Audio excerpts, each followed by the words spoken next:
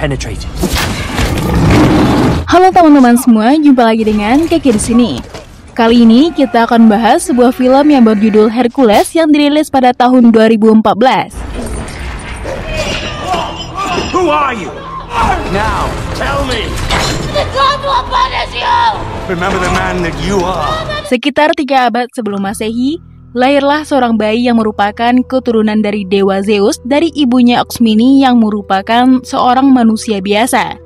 Namun ini adalah sugar baby bagi Zeus. Sedangkan istri sahnya bernama Dewi Hera yang sangat murka dengan kelahiran si anak yang tak diharapkan. Bahkan Hera mengirimkan hadiah berupa 2 ular berbisa yang muncul dari patungnya sendiri untuk membunuh anak itu. Namun dengan mengejutkan, si anak mampu melumpuhkan kedua ular itu. Anak setengah dewa ini kemudian diberi nama Hercules. Hera is the patron goddess of Thrace. Saat Hercules sudah dewasa, para dewa memberikannya 12 tugas berbahaya. Jika ke-12 tugas itu mampu dilewati, maka Hera akan membiarkan Hercules hidup dalam damai. Mulai dari melawan singa Nemera yang kulitnya kebal senjata, babi hutan raksasa yang kalau curi uang jumlahnya nggak main-main, sampai Hydra, sang naga berkepala 9.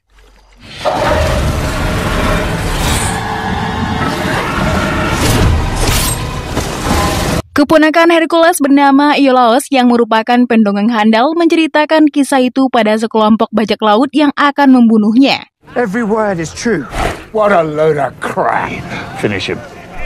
Sampai pada akhirnya, Hercules pun datang dan melawan 40 anggota perampok tersebut.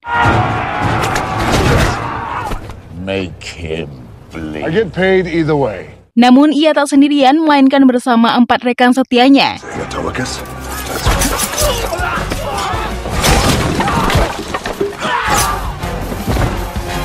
Hercules dan rekan-rekannya dibayar oleh raja dengan 2 keping emas per kepala perompak.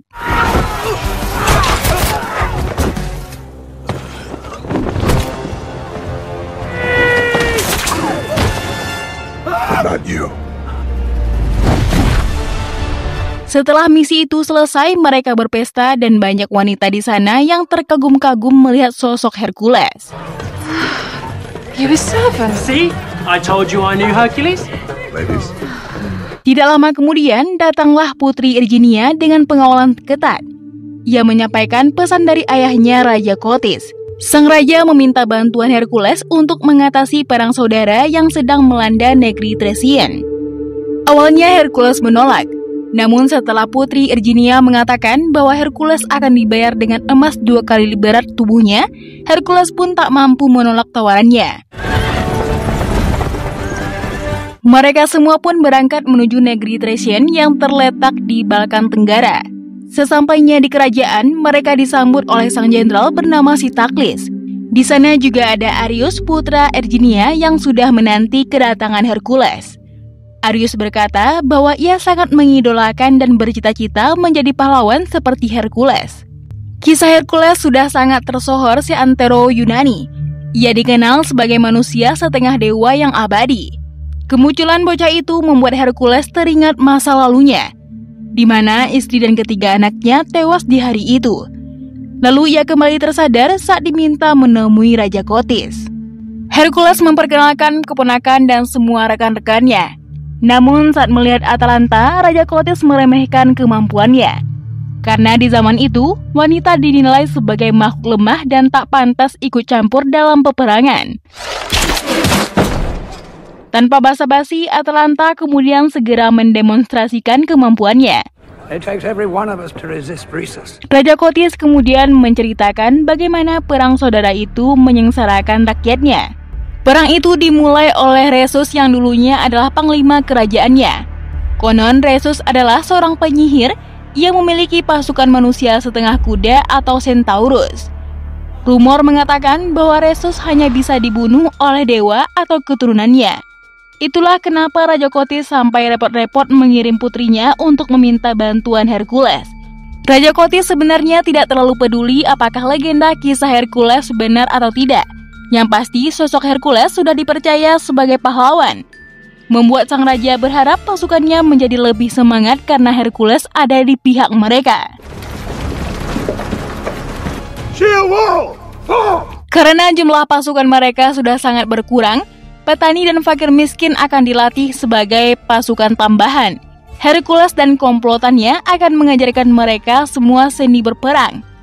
Namun para petani dan rakyat jelata itu sama sekali tak memiliki pengalaman bertarung.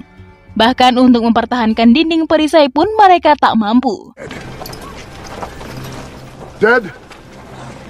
Dead?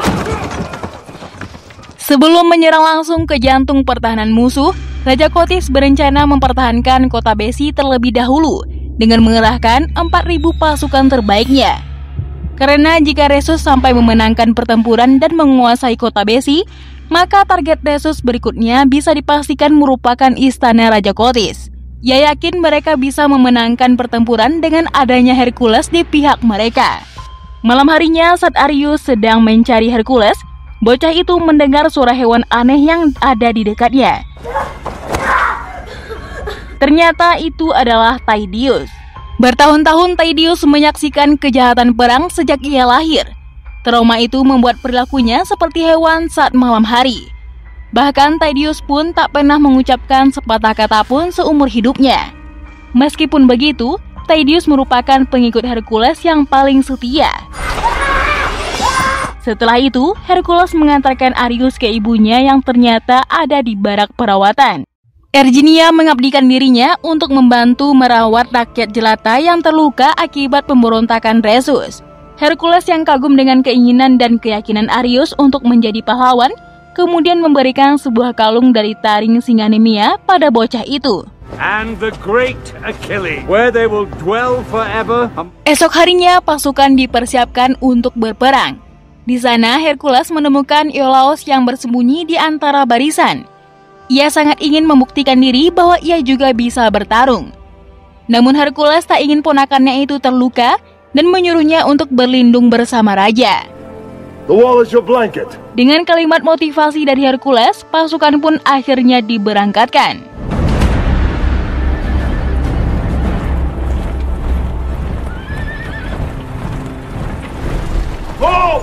Setelah menempuh perjalanan cukup jauh, sampailah mereka di kota Besi. Namun mereka terlambat, rumah-rumah sudah dibakar. Kepala warga dijadikan souvenir penyambut kedatangan tamu. Mereka mencoba memeriksa area sekitar, di mana sudah banyak mayat bergelimpangan, termasuk pasukan-pasukan elit dari kota Besi. And some of these bodies are fresh. His head is rotting.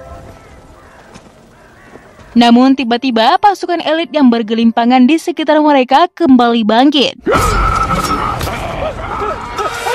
Ternyata mereka semua sudah masuk ke dalam perangkap. Hercules memerintahkan para pasukan membentuk formasi persegi untuk melindungi Raja Kotis.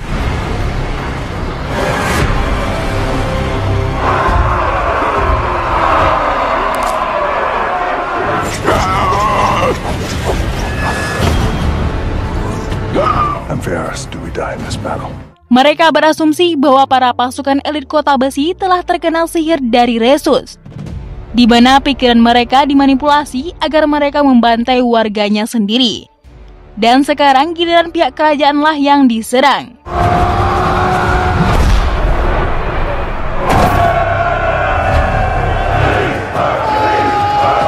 Peperangan pun berkecamuk dengan Hercules sebagai garda terdepan.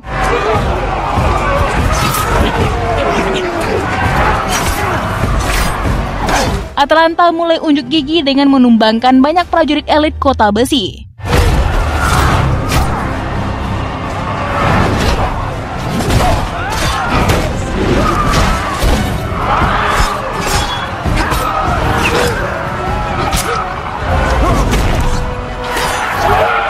Mereka berlima memiliki senjata berbeda dengan skill bertarung yang mengagumkan.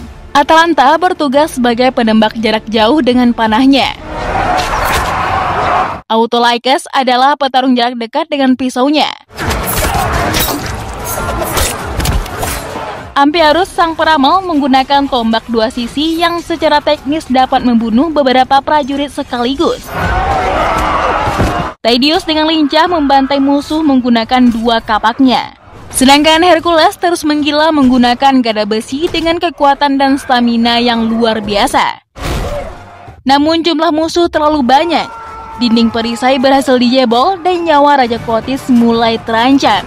Hercules dan yang lainnya pun langsung membantu dengan kereta kuda yang sudah dimodifikasi dengan bilah tajam di kedua sisinya. Akhirnya pasukan-pasukan kota besi yang tersisa kabur ke dalam hutan. Terlihat Rhesus ternyata sejak tadi memantau pertempuran dari kejauhan. Untuk sementara waktu, pihak kerajaan unggul dalam peperangan ini. Namun, perang yang baru saja terjadi telah memakan total korban setengah dari pasukan mereka. Tak lama kemudian, tim medis mulai berdatangan.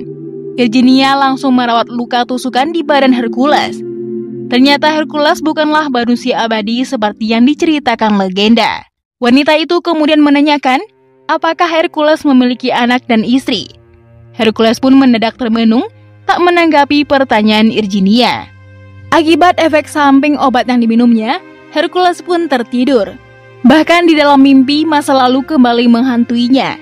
Ia kembali ke hari di mana ketiga anak dan istrinya telah tewas, di mana Raja Eurystheus menganggapnya yang telah membunuh keluarganya sendiri. Ia tidak dihukum mati, melainkan dibiarkan tetap hidup dan diusir selamanya dari Athena. Akibat mimpi buruk itu, seketika Hercules terbangun dan keluar dari tendanya. Ia berjalan melewati tumpukan mayat, di mana di sana ia juga melihat mayat istri dan ketiga anaknya. Cerberus serigala berkepala 3 juga ada di sana memakan mayat anaknya. Ternyata Hercules tengah berhalusinasi, di mana Tydeus datang untuk menyadarkannya. Amphiaraus mengetahui jika Hercules kembali memimpikan Cerberus. Amphiaraus berkata, jika Hercules ingin mendapatkan kedamaian, maka ia harus melawan monster yang terus menghantuinya tersebut. Man cannot escape his fate. Setelah itu, Virginia menghampiri Tydeus, Atalanta, Autolycus, dan juga Iolaus yang tengah duduk bersama. Virginia telah mengetahui Hercules yang membunuh keluarganya sendiri. Ia bertanya kebenaran berita itu pada mereka. Namun tak ada satupun dari mereka yang mengetahui pasti kebenarannya.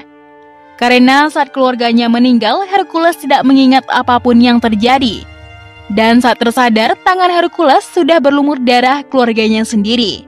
Kemudian sebuah fakta baru terungkap, bahwa yang memberikan 12 tugas itu bukanlah Dewi Hera, melainkan Raja Eurystheus. Hari demi hari rumor betapa kuatnya Hercules semakin tersebar. Mereka pun menambahkan bumbu jika Hercules adalah putra Zeus. Hal itu diperkuat oleh Iolaus, si pendongeng handal yang menggembar-gemborkan cerita tersebut untuk menakuti musuh mereka. Ia mengatakan, meskipun Hercules pejuang yang tangguh, tapi ia selalu tersiksa akibat kematian keluarganya. Entah Hercules yang membunuh keluarganya atau bukan, itu tetap menjadi sebuah tanda tanya. The blood rage. As steel is hewn into... Latihan pun dimulai. Para pasukan dilatih dari cara bertarung menggunakan tombak, pedang, panah, hingga membentuk formasi yang lebih kokoh.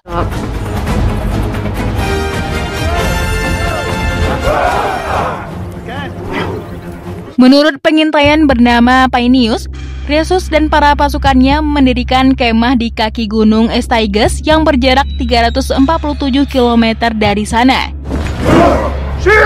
Hercules bertanya, apakah Amphiaraus sudah mendapatkan penglihatan bagaimana hasil peperangan berikutnya? Tapi Amphiaraus tidak mendapatkan penglihatan apapun. Yang ia lihat hanya waktu kematiannya, yaitu seminggu lagi di sebuah tempat seperti neraka. Perjalanan menuju gunung Styges pun dilanjutkan. Namun anehnya, saat sampai di sana tak terlihat satupun perkemahan Rhesus dan pasukannya.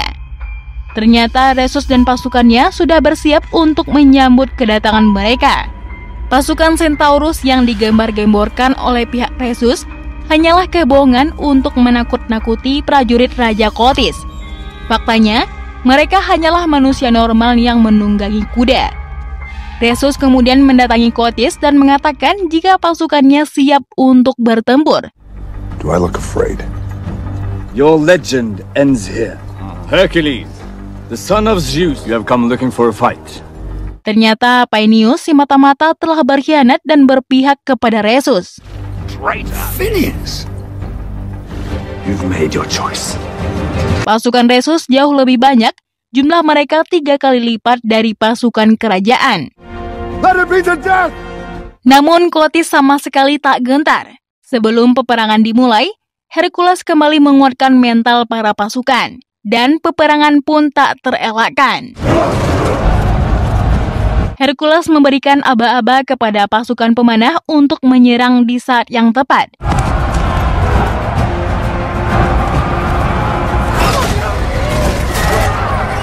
Karena pasukan musuh semakin mendekat, giliran Hercules dan kawan-kawannya yang akan menghadang.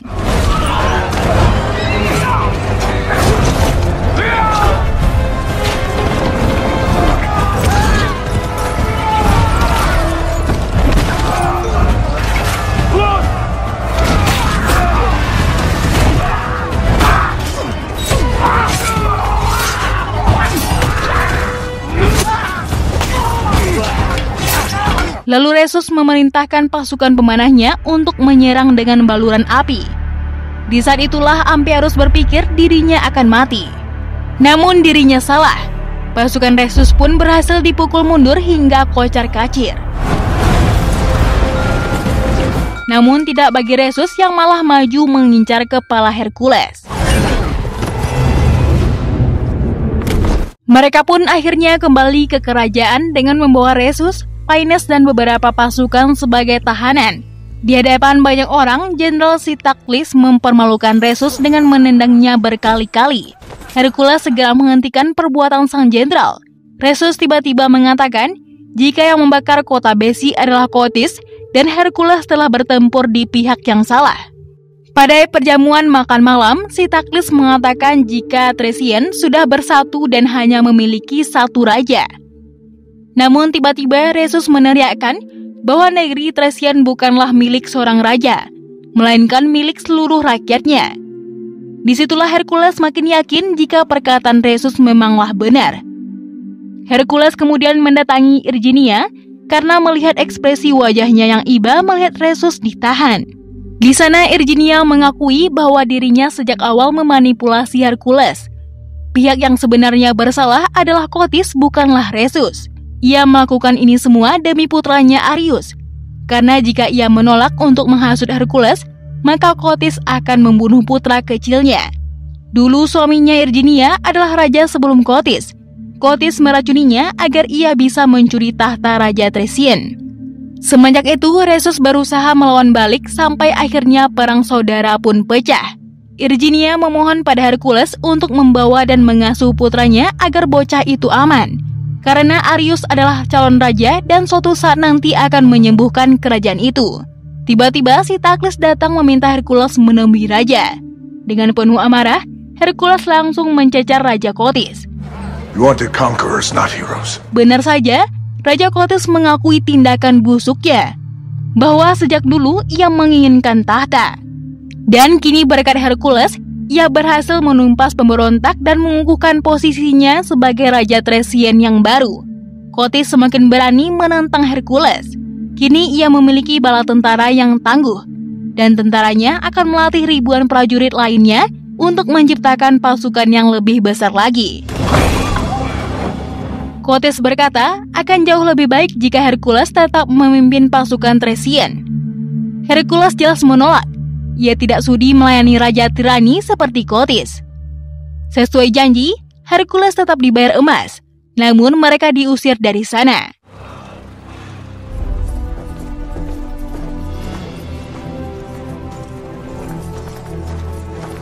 Hercules meminta semua rekan-rekannya pergi, karena ia ingin menyelesaikan masalahnya sendiri, agar tak ada lagi korban berjatuhan dari orang-orang yang ia sayangi. Autolycus memperingatkan Hercules agar jangan bertindak bodoh. Lebih baik mereka pergi dari sana dan menikmati hidup dengan emas yang mereka peroleh. Namun Hercules tetap bersikukuh akan membantu rakyat Thracian. Begitu pula dengan Atalanta, Amphiaraus, Tydeus, dan juga Iolaus. Meskipun Hercules memerintahkan Iolaus pergi bersama Autolycus, ia tetap menolak. Iolaus berkata, sudah cukup untuk dirinya menjadi seorang pendongeng. Ia ingin ikut bertempur di sisi Hercules dan menuliskan kisahnya sendiri. Autolycus tidak peduli dengan rasa kesetiakawanannya. Ia pun akhirnya pergi dari sana dan Hercules tak mempersalahkan sama sekali. Malam itu mereka mulai melakukan penyerangan. Namun belum jauh mereka beraksi, ratusan pasukan Raja Kotis sudah mengepung. Raja Kotis tak sebodoh itu. Dia memprediksi bahwa Hercules akan melakukan perlawanan. Ia mengancam jika Hercules berani melawan, maka ia akan membunuh Arius di hadapan ibunya. Setelah itu, Hercules dipukul hingga tak sadarkan diri. Saat dirinya tersadar, Hercules sudah dirantai seperti binatang.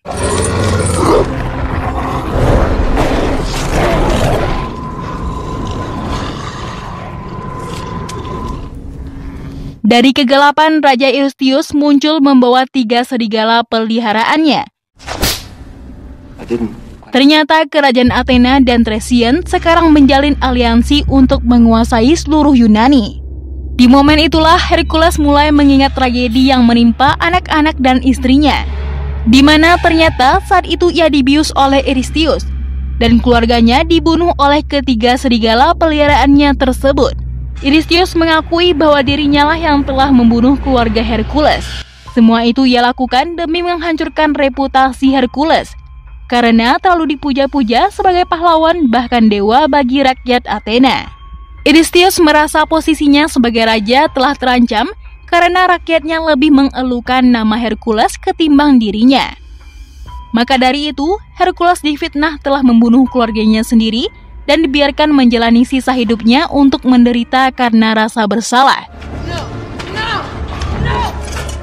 Setelah itu, mereka semua akan dibunuh dimulai dari anak Raja Kotis sendiri, yaitu Putri Irginia. Di saat Irginia menjelang dieksekusi, Amphiaraus terus membangkitkan dan mendoktrin Hercules bahwa ia adalah pahlawan legenda sejati. Remember the man that you are. Setelah Hercules berhasil melepaskan diri, mereka semua pun dikurung di dalam sana. 3 serigala pun langsung menyerang.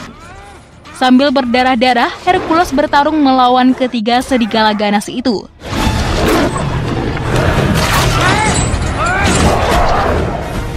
Sementara Irginia berusaha membebaskan keempat rekan Hercules.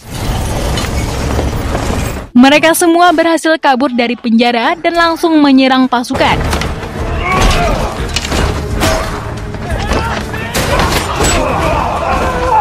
Hercules kemudian mengejar Eurystheus dan langsung membunuhnya. No, stop.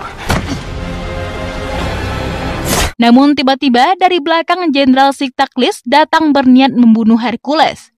Beruntung Iolaus dengan sigap menyelamatkan pamannya.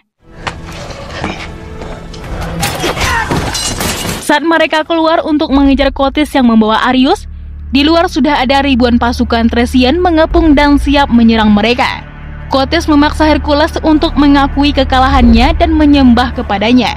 Jika Hercules menolak, maka Arius akan dibunuh. Kemudian seluruh pasukan akan menyerang mereka. Tiba-tiba Autolycus muncul memberikan waktu bagi Arius untuk berlari ke arah mereka. Arius terus berlari di bawah lindungan Tydeus. Dengan membabi buta, Tydeus langsung berlari ke arah pasukan dan membantai mereka. Sampai akhirnya begitu banyak busur panah menusuk tubuhnya. Kemudian Hercules membopong tubuh Tydeus ke dalam kuil Dewi Hera untuk berlindung. Sementara Amphiaraus dan juga Iolaus menumpahkan api menjalar yang sangat besar, guna menahan pasukan Kotis yang berusaha mengejar mereka. Perlahan-lahan pasukan mulai menyerang sambil menaiki tangga kuil. Sebelum Tydeus meninggal untuk pertama kalinya, ia pun akhirnya berbicara memanggil nama Hercules. Hercules. Find peace, my brother. Dengan sekuat tenaga, Hercules berusaha menjatuhkan patung raksasa Dewi Hera untuk menghalau mereka. Dan naasnya, kepala patung itu bergelinding menghantam Raja Kotis hingga tewas.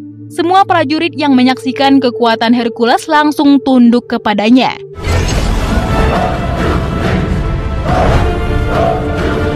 Karena Kotis sudah tewas, kini Arius menjadi raja yang sah.